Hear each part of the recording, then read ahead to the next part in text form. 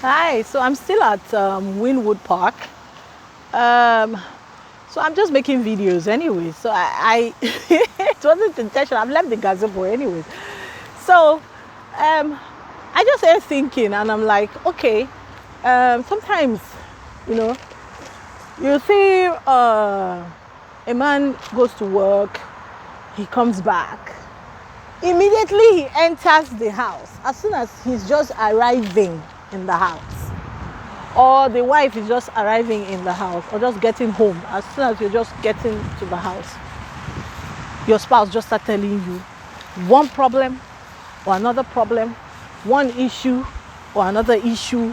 You know, you don't give your spouse time to just take off their shoes, relax, feel comfortable. Just, you just start telling them one problem. This happened, that happened, the other person did this. And most of the things are not even emergency. You start telling them that they should go, your cousin. Your cousin has one problem, or your auntie has one, and that they should go and sort it out. I think that's how. Don't pump people like that with problem. Like, if a husband comes home, the welcome message is not problem. Because it's every time, because you don't know what he has dealt with throughout in the day. You don't know what happened in the office. You don't know how hectic his day was. You don't know all the issues he had to deal with in the office. Then he now comes home thinking to come to a place of solace where he can rest, When she comes home, or he comes home first, the first thing is, welcome them, give them a hug, ask them how was their day, let them relax. Do you need a foot massage? You want to take your bath? Make the spouse feel welcome, especially for the person that is at home. Make that spouse that came back home to feel warmth in the home. Make that spouse to want to see the home as a safe place, a place where, if there's any issue, they can run to the house and they don't have to go and deal with more issues. Why some people stay out of the house is because once they come home, fights, quarrel, this problem, that problem. You are just telling them different problems, It's pretty scary because you're like, if I get home now, what is she going to tell me? She's going to tell me another problem again. So let me just stay where I am. Let me just be where I am, so that I don't want to hear this problem or that problem, which is not good. But I mean, why won't you prefer that? Nobody wants a place where you be hearing problem all the time. So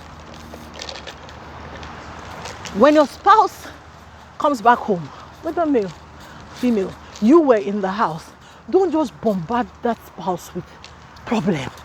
Hey, as they're just entering the house, hey, wahala, this one, that one, the other one did this. Immediately, they've not even taken off their shoes. You're already troubling them. This problem, that problem. You make them want to run back to, especially when they even had a hectic day. That even compounds the issue the more. The person does not even want to be home. The person, they're like, oh God, I left the office to come home and rest. And there goes again. Another problem, another issue. So, when your spouse comes home, the first thing is not to tell them about problem. The first thing should show welcome, warmth, care, I miss you kind of thing. Not problem. Now you're back, come and solve all the problem. You didn't make any attempt to solve any issue. You didn't try. You didn't even make any attempt. You just left everything for them to come and fix. You take an initiative too. You do some stuff.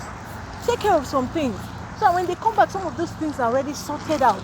Not they come back and then they meet heap of, in fact, the heap of plates they left before they went to work. They come back, the heap of plates is still there. You can't even wash. You can't do anything. They come back, they meet you in front of the TV. You are still there. They left in the morning, you were in front of the TV. They come back in the evening. You are still right there. In front of the TV, still watching the TV. You didn't do anything. You didn't, help. You know, don't bombard, don't choke your spouse in public. Don't make your spouse feel that my house, you see that house, Wahala house. Children screaming, this one shouting, that one fighting. So let your spouse feel comfortable, feel safe when they come home. All right.